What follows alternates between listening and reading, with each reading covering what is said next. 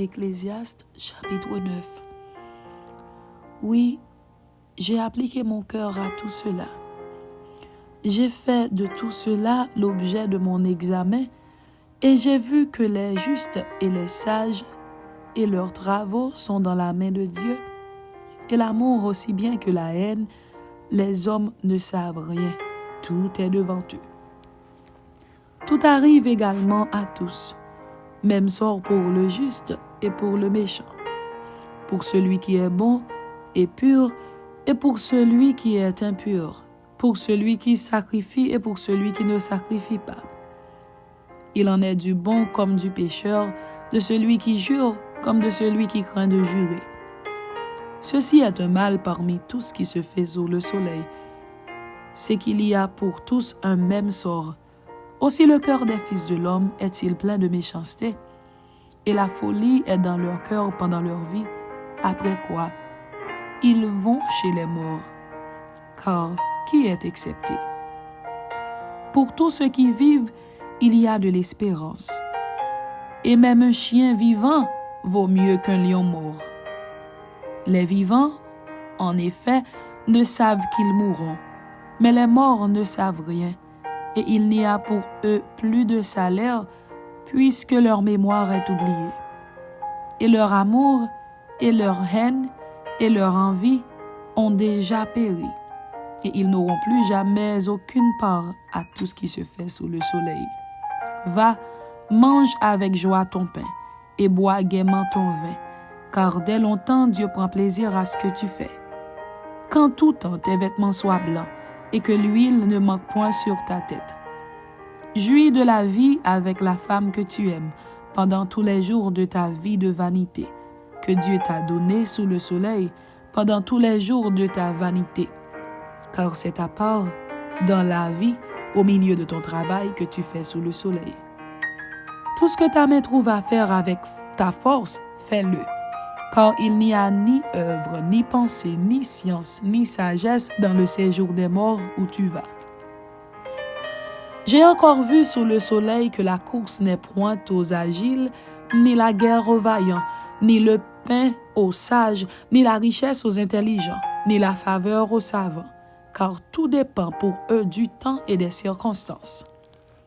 L'homme ne connaît pas non plus son heure, pareil aux poissons qui sont pris au filet fatal et aux oiseaux qui sont pris au piège.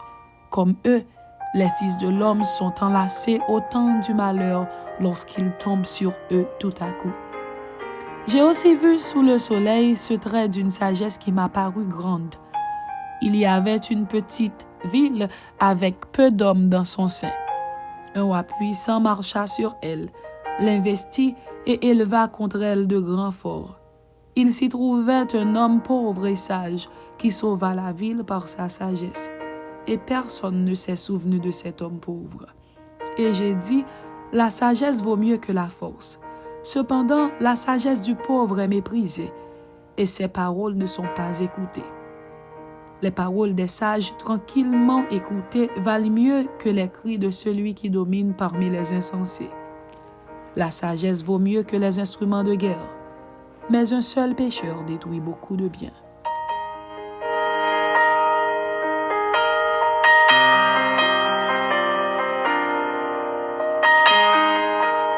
Ecclésiaste chapitre 10. Les mouches mortes infectent et font fermenter l'huile du parfumeur. Un peu de folie l'emporte sur la sagesse et sur la gloire. Le cœur du sage est à sa droite et le cœur de l'insensé à sa gauche. Quand l'insensé marche dans un chemin, le sens lui manque et il dit de chacun, voilà un fou. Si l'esprit de celui qui domine s'élève contre toi, ne quitte point ta place, car le calme prévient de grands péchés. Il est un mal que j'ai vu sous le soleil, comme une erreur provenant de celui qui gouverne. La folie occupe des postes très élevés, et des riches sont assis dans l'abaissement. J'ai vu des esclaves sur des chevaux et des princes marchant sur terre comme des esclaves. Celui qui creuse une fosse y tombera, et celui qui renverse une muraille sera mordu par un serpent. Celui qui remue des pierres en sera blessé, et celui qui fend du bois en éprouvera du danger. S'il a émoussé le fer, et s'il n'en a pas aiguisé le tranchant, il devra redoubler de force. Mais la sagesse a l'avantage du succès. Si le serpent mord, faute d'enchantement, il n'y a point d'avantage pour l'enchanteur. Les paroles de la bouche du sage sont pleines de grâce, mais les lèvres de l'insensé causent sa perte. Le commencement des paroles de sa bouche est folie, et la fin de son discours est une méchante folie. L'insensé multiplie les paroles, l'homme ne sait point ce qui arrivera, et qui lui dira ce qui sera après lui. Le travail de l'insensé le fatigue, parce qu'il ne sait pas aller à la ville. Malheur à toi, pays dont le roi est un enfant, et dont les princes mangent dès le matin.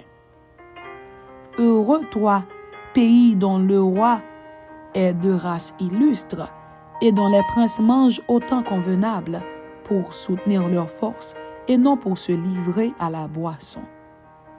Quand les mains sont paresseuses, la charpente s'affaisse, et quand les mains sont lâches, la maison a des gouttières. On fait des repas pour se divertir, le vin rend la vie joyeuse, et l'argent répond à tout. Ne maudis pas le roi, même dans ta pensée, et ne maudis pas le riche dans la chambre où tu couches, car l'oiseau du ciel emporterait ta voix, l'animal ailé publierait tes paroles. Amen. C'était Ecclésiaste chapitre 9 et Ecclésiaste chapitre 10. Que Dieu vous bénisse. Amen.